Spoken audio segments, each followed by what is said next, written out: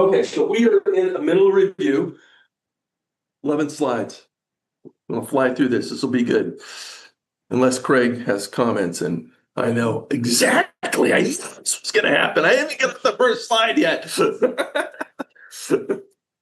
No, this is good. This is good stuff. Okay, so we talked about the Bible. We talked about the attributes of God and who he is. We talked about creation, how he started everything. And then last week we got into providence, what that is.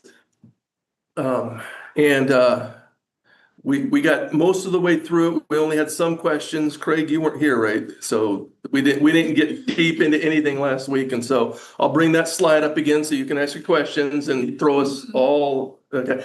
We're going to talk about sin, the person and work of Christ, person and work of the Holy Spirit, redemption, what the church is, eschatology. And so that's what we've been doing. So it's quick review of what we've done over the last 8 weeks.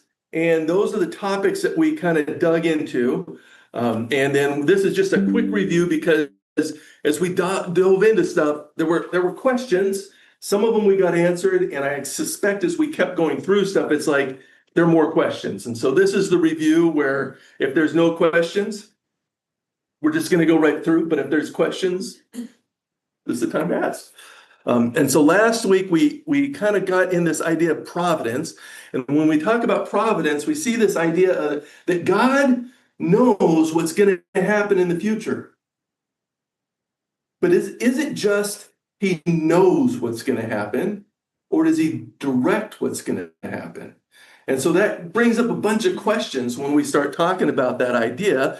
And we see in the scriptures where, the earth, everything would kind of basically fly out of control and would not exist were it not for God preserving the world, preserving us.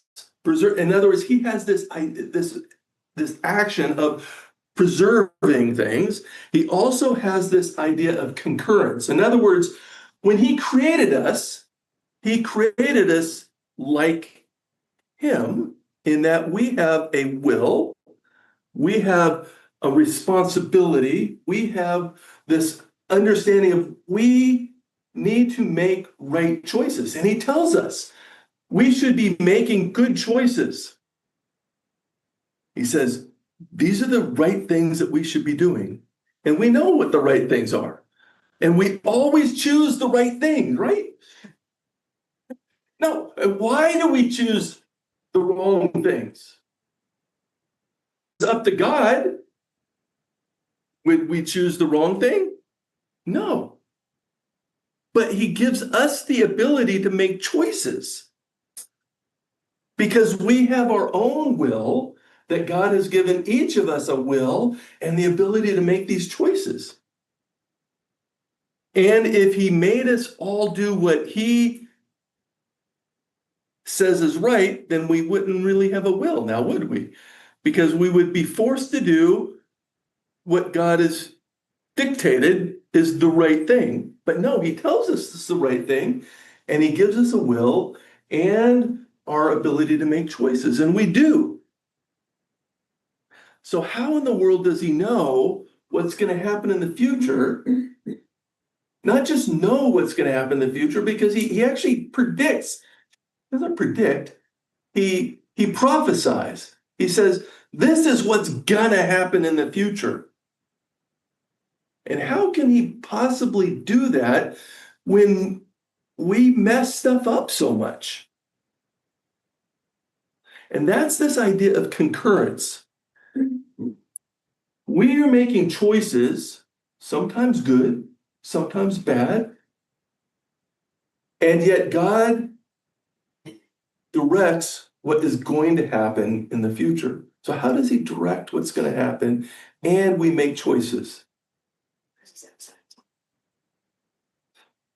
He is outside of time, but we still have that problem of, does he see what's going to happen in the future?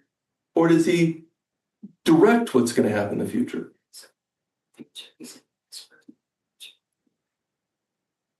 Correct.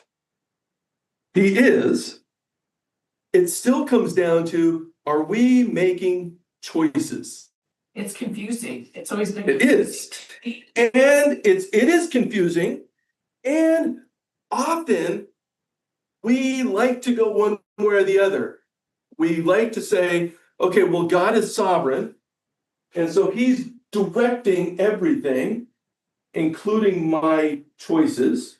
Therefore, that's how he makes sure what's going to happen in the future happens. Or sometimes we go on the other side and we say, no, we make up everything and we make choices and we do whatever we want to do. And God, because he's outside of time, he just sees what's gonna be in the future. And so that's how he prophesies. He says, well, I saw this was what was gonna happen. And so that's why I can bring what I see is gonna happen in the future, and I can predict it now because I know that that's what's gonna happen. But what we see is, If you have free choice, that might not happen because you choose to do something else. yes, but the idea is that if God's outside of time, he just goes forward. You had that free choice, and he saw what you were going to choose.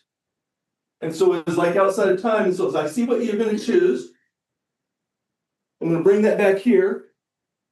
And I'm going to say, yep, that was what he's going to choose under his free will. But because I'm outside of time, I went forward and I saw what that was. And now I can predict it. Because I went forward, I saw it, I brought it back here, and now I'm predicting what you're going to free will choose in the future. Prediction, because It's more than a prediction, though. Exactly. Yeah. There's verses that say God hardened Pharaoh's heart, but it also said Pharaoh hardened his heart. So it's both. That's this idea of concurrence. That's this idea of so did Jesus magically show up? Did God go forward and say, sure enough, Jesus is going to be born of a virgin? And so I can come back here and I can predict it. I can say, yep, I see that's going to happen in the future. Therefore, I can prophesy it. No. He caused that to happen.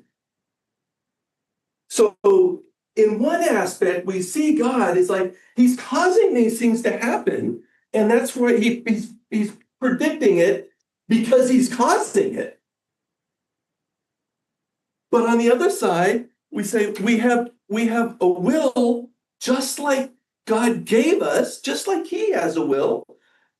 He has a will, and he's acting on his will, and he gave that to us to act on his will too. And so how does that work?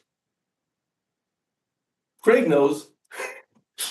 No, I've always, to get my head wrapped around, I've always thought about it as one, you can't limit God to hear or hear. He can do both. He can change his mind. He can choose not. I think about Hezekiah in the Old Testament. So God said, hey, you're going to die now. And he threw a fit, prayed, carried on, and then God said, all right, you got 15 years. So did God change his mind?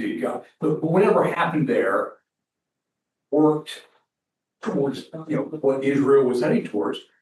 And it would have worked had God killed him that day. So God can do both. And I've always always heard it described too about God's perfect will and God's permissible will. I think there's some things as believers, I've experienced it, that I think God has stopped me doing some really stupid things. And I felt it later on, like, man, God stopped me from doing that. Because he knew it would totally screw things up. And I thought, but there's other times I have made some really poor decisions. But it all works. But it's how it works, I'm not sure. But I think there's instances where sometimes God intervenes and stops, and there's other times he doesn't. I mean, why did he stop David from, looking out the window at Bathsheba and going totally off the deep end? Why did he do that? Well, why did he give Hezekiah 15 more years when the worst king Right. ever was born in that time frame. But so it's like, was that part of his plan? The problem is, the answer is yes. He's allowed to change his plan, correct? He's, The problem with God is, the answer is yes. Is he absolutely sovereign? Yes. Is he absolutely in control of everything? Yes. Does he allow free will? Yes. At least to some degree. Do I make free choices based on my will and what I want? Yes. Well, God gave me that will. Am I responsible for every choice I make? Yes. Do these things work together? Yes. Do I understand it? no, No. Okay, God. We don't understand everything he does. We don't understand everything he does or how in the world it works. But what I can tell you is I can look at the scriptures and I can tell you God is absolutely sovereign. He sets kings up, he tears them down. Nothing happens except God. Bad things happen and God works them for good. But everything sifts through his hands, and that's the part we humans have a hard time with. We're going through a Bible study at church, Trusting God Even When Life Hurts by Jerry Bridges. And it's about the sovereignty of God. And everything goes through God's hands. Job went through everything except death. God allowed Satan to touch Job, but not his life. But everything that happened to Job went through God's hands. And everything that happens goes through God's hands. We don't understand. And there's often we make our choices, or we make our choices, and a lot of them are wrong choices because we're not also listening to the Holy Spirit. And sometimes those are I mean, consequences. most often, Yeah. all the time. Well, the idea of making choices is an interesting one. And we talked about that when we went through Galatians, because what's Galatians say? It talks about this idea that, in the Old Testament, they didn't have the Spirit living inside of them. In the New Testament, we do. And Galatians is like, you want to go back to the Old Testament? You didn't get the Spirit by following the law. You got the Spirit living inside of you by faith in Jesus Christ. It's like, why do you want to go back to the law? But the important part for us is, because we don't usually struggle with, I want to go back to the law. Most of us. But they did, and we talked about why they would struggle with that. But we struggle with that second part of Galatians of, okay, you have the Spirit living inside of you. You have a will that you were making choices in action. So what's he tell us to do with our will, our choices? Stay in step with the Spirit. Be in step with the Spirit. The Spirit is living inside of you. Be in step with the Spirit. It says, if you're not in step with the Spirit, here's the fruit of the flesh doing what you want, not what the Spirit wants you to do. And he says, if you stay in step with the Spirit, here's the things that happen by staying in step with the Spirit. And we still struggle with it because we totally want to do our own thing. But that was the whole point of, so why did he say that? You get saved and you automatically do what God wants you to do?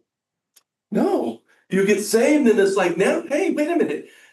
I need to be in step with the Spirit and what he wants. And we have to make choices to do that. Question. Yes. So the idea of sifting versus Uh-huh. most life. See, nothing surprises God. It's not like we did something and then, oh, he goes, okay, now I have a different plan because you did this. Correct. He's only got one plan. So you've got the sifting versus causation. So these things that are wrong, for us or that aren't necessarily caused by our actions. Sin of the world. So it all goes through God's hand sifted, but where do we land with God actually causing a certain thing that might be particularly difficult? That is a great question. Yeah. And there's a couple of different aspects of that. I'll see if I can unwrap it. So we'll start with this idea, does God cause sin? The answer to that is no. Okay. He doesn't cause sin. Does he allow sin? Yes. But does he allow us to make choices? Yes. Do we have our own free will? Yes. He doesn't cause sin. Now, the flip side of that is, and we'll go to the other side of that, what you were talking about, is this idea of even in sin, even when wrong things happen, when I make a obviously wrong choice that is sinful, does that ruin God's plan? No. Does that mean that God can't use that wrong action and make it good out of it? No. He still works in the fact that sin happens. And I use that incorrectly because sin happens sounds like something happened to me. I was just standing there and I'm not responsible. So sin is, there is somebody responsible for sin. Now, sometimes somebody else sins and I get hurt. Sometimes I sin and I get hurt. Sometimes I sin and somebody else gets hurt. So sin causes pain somewhere. So then that gets us to the other side of it. And sometimes we think that my discomfort or my pain is always a result of sin. And I would say that often, yes, it's a result of sin. Now, sometimes it's a result of my own sin. Sometimes it's a result of that person's sin. Sometimes it's a result of sin that has happened in the past that is just continuing to carry on, and we have to deal with the fact that somebody sinned at some point in time. There's also this indirect aspect of sometimes I go through discomfort, and the discomfort is not, how do I say this right? So let me use this example. Sometimes God punishes us, and the discomfort is because of something that we need to learn, or a situation that we're in that is like, this isn't easy. So we think of a couple of things in that way. Sometimes we think of this, the idea of, these things are the result to bring you back to what you should be. So you may be uncomfortable because you're going down this path that is not the right path, and this is a way of moving you back to the right path. We also see it in the aspect of what was it, Paul? Paul had this I don't know what to call it. He had a problem. We think it was probably some eye disease or something like that was giving him grief. And he asked God, would you take this away from me? God didn't take it away. And he asked again, God, would you take this away from me? These are the things that I want to be doing, and this is just it's causing me grief. He asked 3 times. And God said, what? My grace is sufficient for you. So in other words, in that discomfort, in that problem that you're dealing with,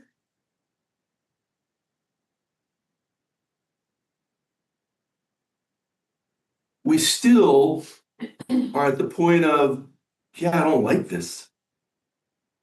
But we still have this responsibility for saying, no, I'm going to keep doing it. So what did Paul do? Did that stop him? No. Did it cause problems in what he was doing? In some ways, yes. But it also may have made some of his ministry even more effective. Sometimes we don't understand these things of, no, if it was up to me, clearly I know the right answer. I just don't know why God isn't doing what I think he should be doing. And sometimes we think of our will, well, we do it with our kids lots of times of, I know the right, if they would just do the right thing, they wouldn't have problems.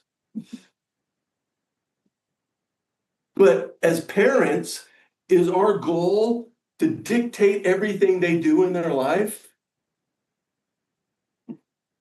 Well, sometimes it's like, yeah, we would, that would be so much easier for me if they would just do what I say.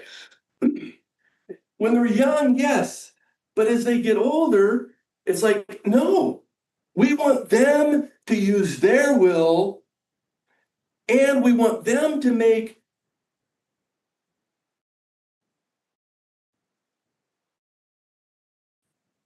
all the choices we want them to make good choices in their life.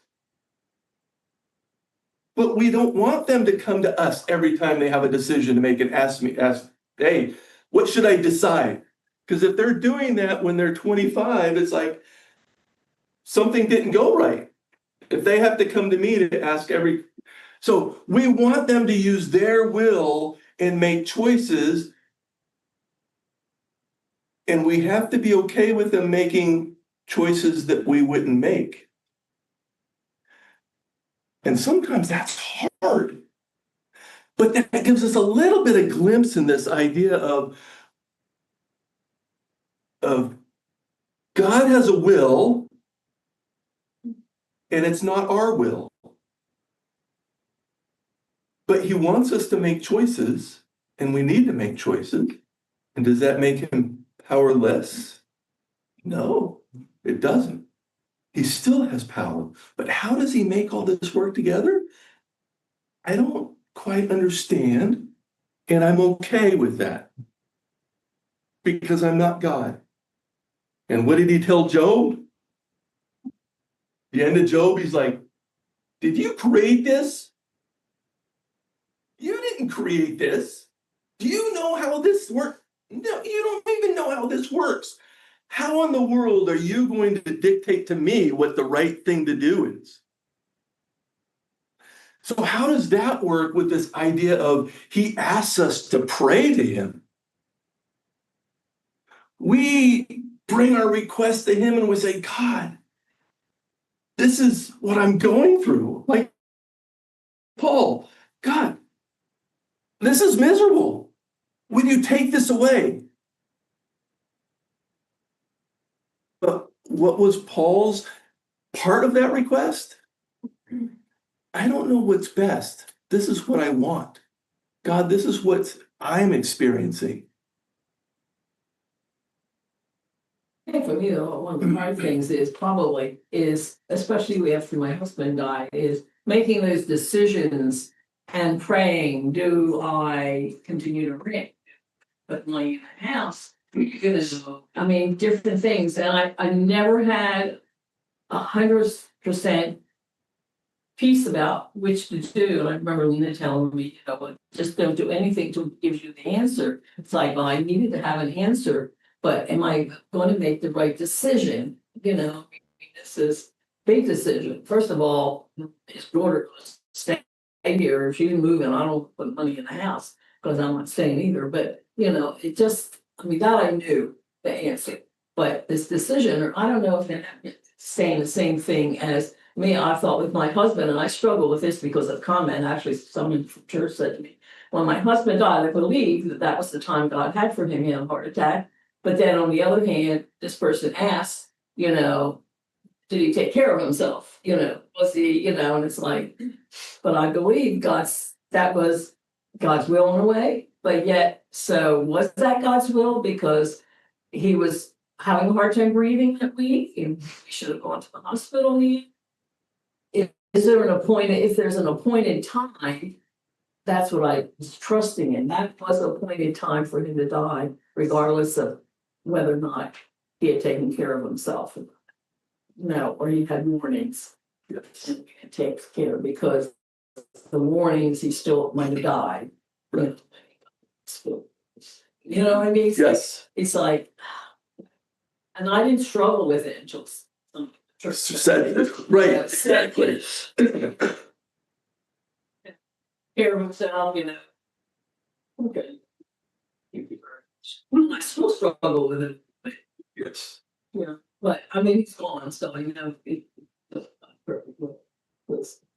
be very old now. Everybody has an opinion, sometimes you just have to. Yeah. And this person really was a godly person and respect this person. What they're saying, they're not here. But, it's, but it's still, it made me, it kind of, did I make, the decision? Right. You make decisions, they're not always a sinful decision. It's not always sin, it's just a decision. It's sin with me, deciding on major dental work that I had to have done several times. So it's like, why didn't I go with the first guy? It's just like, just big things. Yes. So, Yes. And that is a perfect example of we are finite beings and we make choices. And we can go with your husband. Could he have taken better care of himself? Could he have made different decisions? Yes. Could all of us take better care of ourselves? Yes. God can still take you anyway. That's right. Would that make a Yeah. difference of do really healthy, fit people still have problems? Yes. So it's easier when we get into the future and we look back and say, man, I should have made a different choice in the past. But you can't make a different choice in the past. You can only make a choice right now moving forward. And so we have comfort from the fact that we know we have a God who cares for us and who is in control. Now, if I didn't have a God who cared for me and was in control, I think I would be a little bit more despondent and I would kick myself a lot more. I still kick myself for some of the stuff that I've done, but the fact that I know that a God is in control and is sovereign gives me some level of comfort that he is using that regardless. Now, we can't go where Paul goes in Romans and says, okay, we have grace. That means I can just do anything I want and sin, and that's fine because it's covered and taken care of, so sin more. It's like, no. That's not what that means. We still need to be responsible for the choices that we're making, but we can't make yesterday's choices.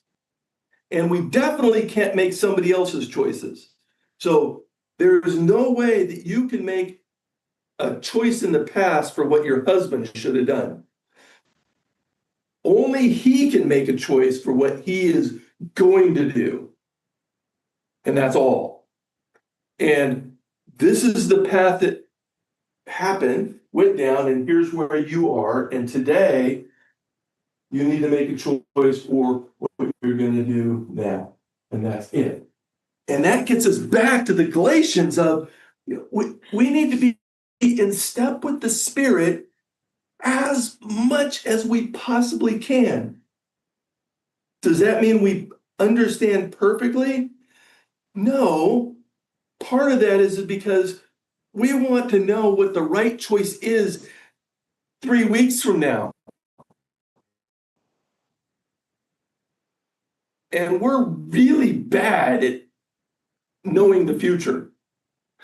So whether you should pick this doctor or that doctor, it's like, the answer is in 3 weeks, you'll know that you maybe should have picked the other one or not, but you won't know. But that still gets us back to do we have a God that is in control? Yes.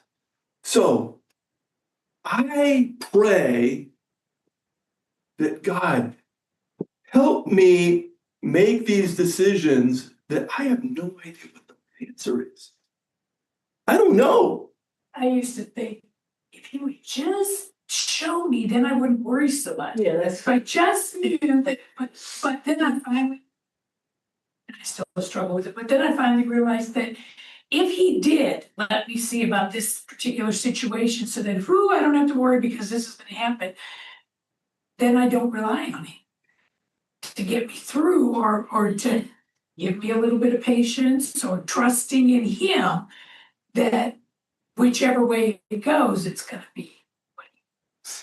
And that piece right there is the comforting piece. Even if I can look back and go, man, I think I might have made the wrong decision. But we know that God is in control, and we don't know that it was the wrong decision. We can't know that it was the wrong decision. Even if something goes wrong, we can't know that it was the wrong decision. We can be comforted in that aspect of God uses things that even if I'm in discomfort now, or it seems like that didn't go the path that I wanted it to go, God is still in control. But don't we make the wrong decisions? I mean, I So- don't know. So if you're asking me, do I make sinful decisions that I know are sinful decisions and I do it wrong? Decisions. So if you're asking me if I make sinful decisions, yes. No. Okay, okay. Yeah. The answer to that is yes, I do. And do I know that there are consequences to this? Yes. Do I know that I might hurt somebody or hurt me? Yes. Do I make that bad decision anyway? Yes. Doesn't God say too? So, yeah. So But I think- our ways of thinking might be this way, but God's not even there because he's so much. I try to remember that too. But I think you're saying, here's a decision, do I do A or I do? Neither one of them appears to be wrong. But either one of them could be right. I choose B. And I take 8 steps down B and I go, I don't think I like this. Therefore, I should have chosen A. That's kind of what your question is. So B was wrong.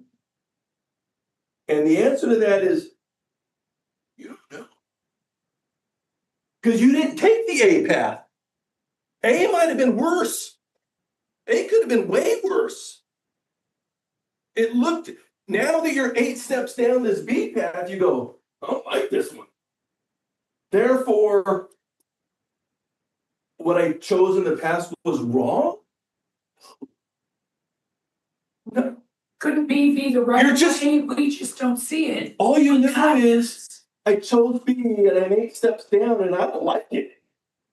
That's all you know.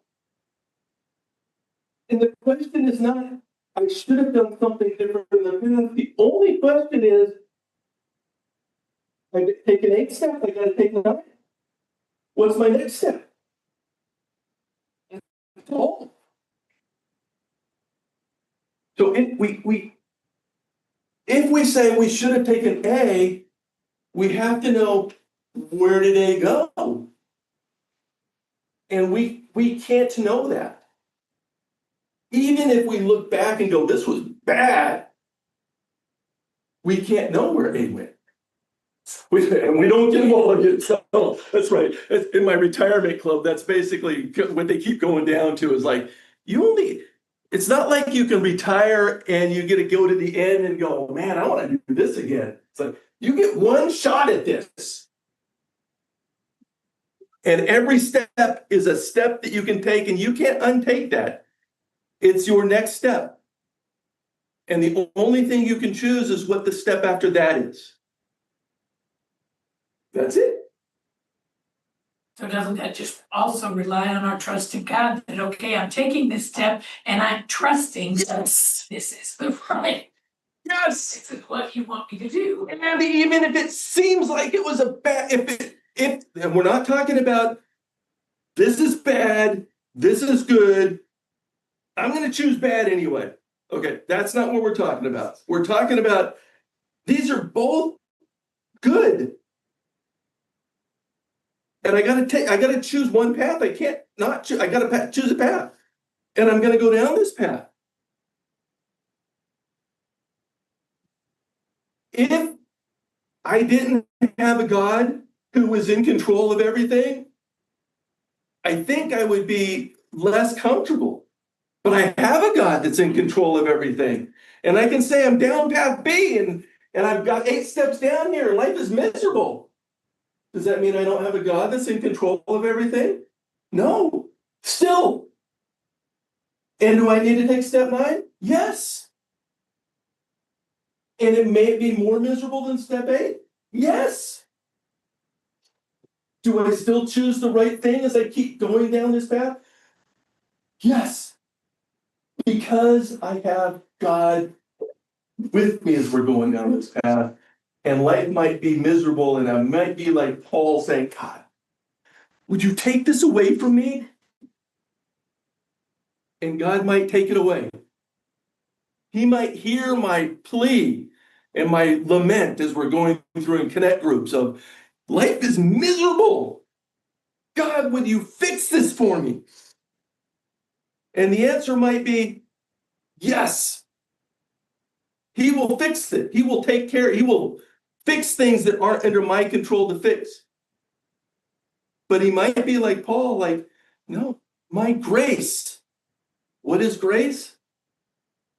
God being with Paul in his journey. And the answer might be, no, my grace is sufficient. Take step 9. And you might end up in a jail cell, tied to Roman soldiers. And it might look like it's getting worse. And it might feel worse. And it might be worse. But that's not what we're talking about. We're not talking about making bad choices. We're talking about making choices that we don't know where it's going. We're doing the best we can, but we know we have a God who's in those choices with us, even if it's in a jail cell, even if it's miserable, even if I hate it, even if I have a loved one that dies, we could go down the path of how bad can it be? It could be bad, but God is there with me. And I make that next choice, not regretting what I did in the past, unless it was clearly wrong. Then I can be sorry and I can try to fix it, knowing that sometimes we can't even fix it. But we're taking that next step forward because of God with us. And we just move forward. What do we know? We know God is absolutely sovereign. We know that we are absolutely responsible for the choices that we make. And we know that God is perfectly good. All of those work together. Do I understand it? No. Is it true? Yes.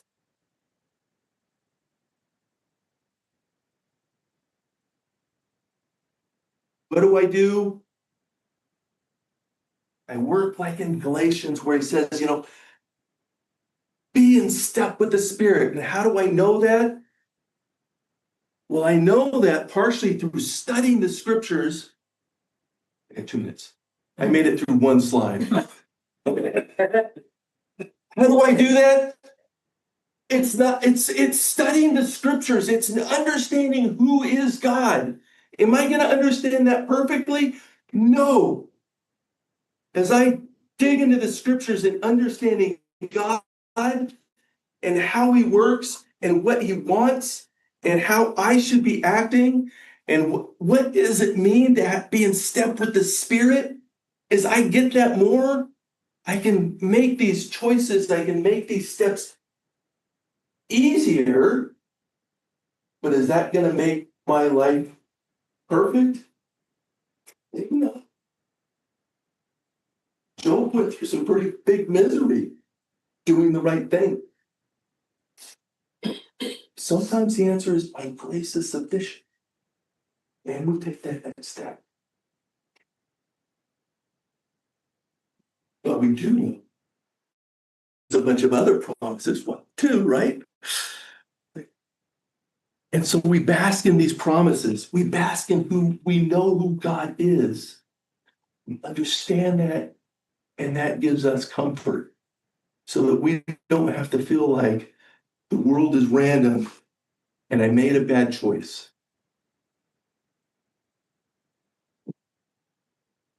It's only today, what am I going to do?